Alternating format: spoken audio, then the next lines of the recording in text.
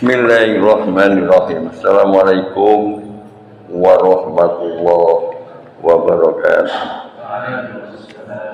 Alhamdulillah. Alhamdulillahi arsala rasulahu bil huda wa dinil haq itma makarimal akhlaq. Asyhadu an la ilaha illallah wahdahu la syarika lahu wa asyhadu anna Muhammadan abduhu wa rasuluh. Allahumma sholli wa sallim wa barik ala Muhammad wa ala alihi wa sahbihi wa man tabi'ahum bi ihsani ila yaumil qiyamah, amma ba'du. Jamaah salat subuh yang dirahmati Allah, marilah kita senantiasa memuji Allah, karena Allah lah yang berhak kita puji, dan marilah kita senantiasa bersyukur kepada Allah Subhanahu wa taala agar nikmat yang diberikan semakin ditambahkan. Amin Allahumma amin. Jamaah salat subuh yang dirahmati Allah, dalam kesempatan ini saya ingin menyampaikan sebuah kisah penggali kubur. Jadi kisah penggali kubur ini yang diceritakan oleh Syekh Muhammad Ihsan Burhani dalam satu kisah di wilayah kuburan yang berada di Damaskus. Kisah penggali kubur ini diawali ada seorang yang memang sering melaksanakan penggalian kubur. Nah, setiap ada jenazah yang meninggal, dia senantiasa siap untuk melaksanakan penggalian kubur. Dalam kejadian ini di wilayah Damaskus, atau tepatnya di sebuah kuburan yang bernama Ad-Dadah, yakni komplek kuburan yang terkenal, yang di dalam kuburan itu banyak bersemayam waliullah. Suatu ketika datanglah seorang ibu kepada sang penggali kubur, minta tolong untuk digalikan kubur. Ya seperti biasa, setiap ada permintaan ya digalikan kubur dengan teman-temannya orang. Kemudian setelah selesai menggali kubur, datanglah jenazah yang akan dikuburkan. Jenazah yang akan dikuburkan tadi ya biasa diri dengan yang bertanya. Pada saat memakamkan jenazah ke dalamnya, kemudian jenazah ditutupi tanah, dia oleh Allah dibukakan matanya, diperlihatkan sebuah peristiwa yang lainnya itu tidak bisa melihat.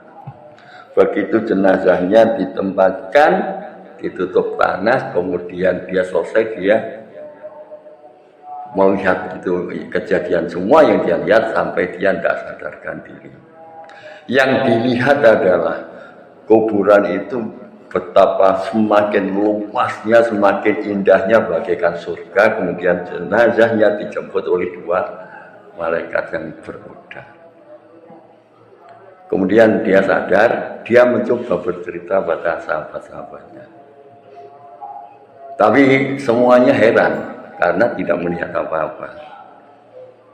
Kemudian dia berusaha mencari ibu yang menyuruhnya dia tadi, ingin tahu sebetulnya siapa jenazah itu.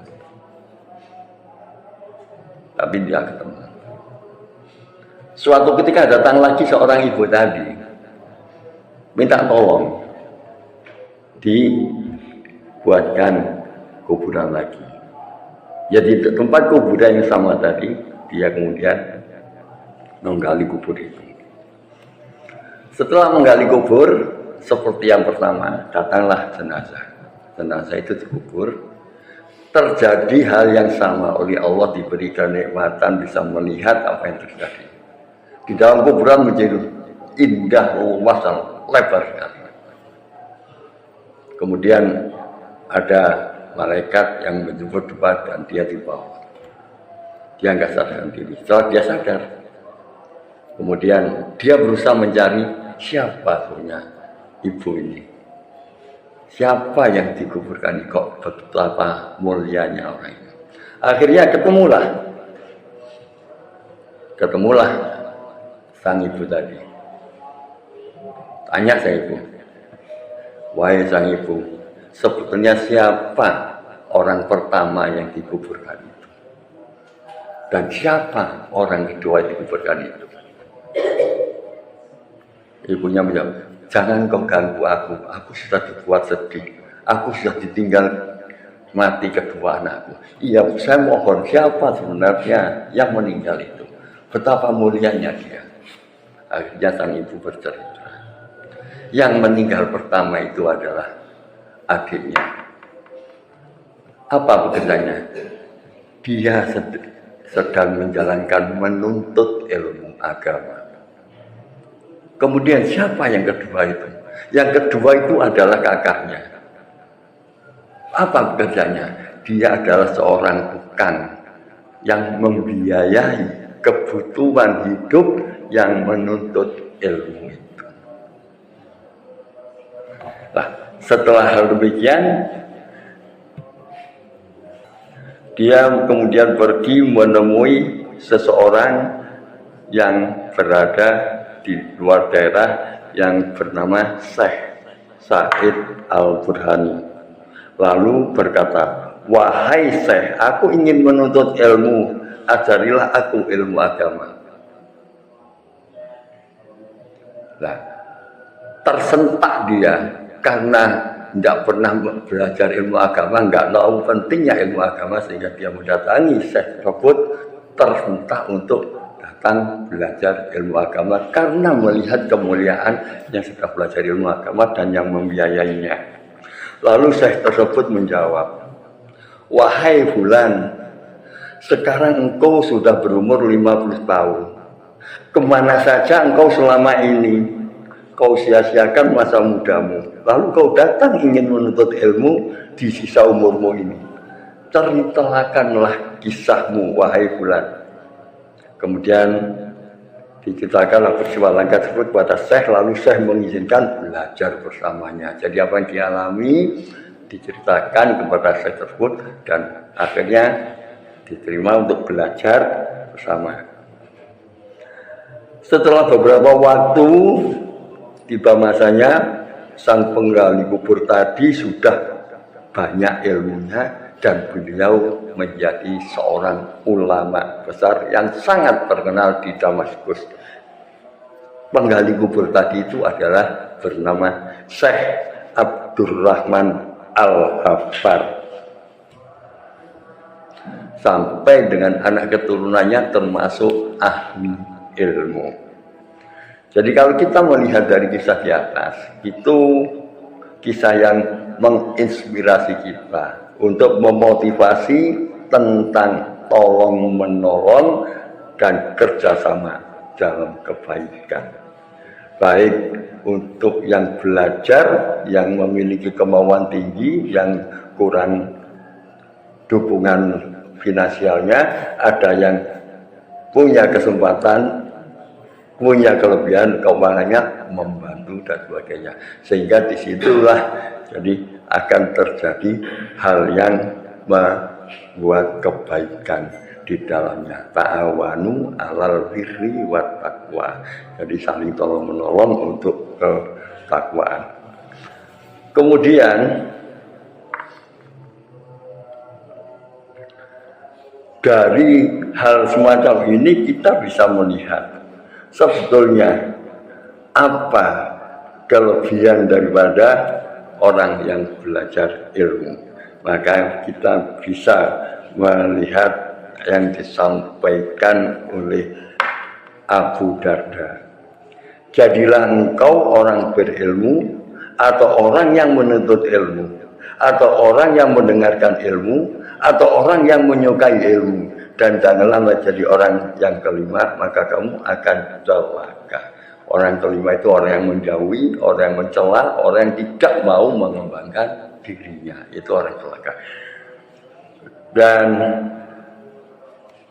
orang menuntut ilmu mempunyai keutamaan tersendiri, sebagaimana hadis Nabi. Barang siapa yang dikehendaki oleh Allah kebaikan, niscaya dia akan memahamkan dalam ilmu agama. Hadis riwayat Ahmad. Demikian pula Rasulullah juga menjelaskan keutamaan orang yang membantu orang lain dalam kebaikan. Barang siapa yang mempersiapkan bekal orang yang berperang di jalan Allah, berarti dia telah berperang, mendapat pahala berperang. Dan barang siapa yang menjaga, menanggung usaha rumah orang yang berperang di jalan Allah dengan baik, berarti dia telah berperang. Hadis riwayat Bukhari. Jamaah sholat subuh yang dirahmati Allah, Al-Qustulani dalam kitab Al-Irsyad Ar-Sa'i menjelaskan bahwa seorang yang membantu orang yang berperang, maka ia mendapatkan pahala orang yang berperang tanpa mengurangi pahalanya sedikit pun, walaupun dia tidak terjun langsung dalam berperang. Maka dari itu kita perlu juga memahami bahwa sesuai dengan hadis yang diriwayatkan oleh Al-Bukhari, bahwa siapapun yang membantu mukmin lain dalam amal kebaikan, maka orang-orang yang membantu tersebut akan mendapatkan pahala seperti orang yang melakukan kebaikan itu secara langsung. Jadi inilah yang perlu kita pahami dan kita perlu kita tanamkan dalam diri kita, bahwa membantu seseorang untuk kebaikan, kita akan memperoleh pahala sebesar yang diterima yang melakukannya tanpa mengurangi amal usaha yang bersangkutan. Oleh karena itulah, mari kita renungi dari hadis riwayat Tirmidzi ini. Ada dua orang lelaki bersaudara pada masa Nabi SAW. Salah satunya datang kepada Nabi SAW, maksudnya untuk memburu ilmu, dan yang satunya lagi bekerja. Maka saudara yang bekerja mengadukan perihal saudaranya kepada Nabi SAW. Beliau menjawab, bisa jadi kamu diberi rezeki karena dia. Jadi membantu seseorang itu juga bagian dari pembuka rezeki yang ada dalam diri kita. Marilah kita membuka diri kita untuk bisa memberikan kelapangan diri, membantu orang menuntut ilmu, bisa membuka kelapangan diri, menambah wawasan ilmu kita. Jangan merasa kita sudah tua, terlambat belajar. Kalau Allah sudah membukakan hati dan pikiran kita, maka kita akan dimudahkan pemahamannya. Walaupun kita dengan berusaha keras, tapi insya Allah Allah akan membukakan hati dan pikiran sehingga kita dimudahkan memahami ilmu agama yang kita pahami. Aku qouli hadza wa astaghfiruhu innahu huwal ghafurur rahim. Assalamualaikum warahmatullahi wabarakatuh.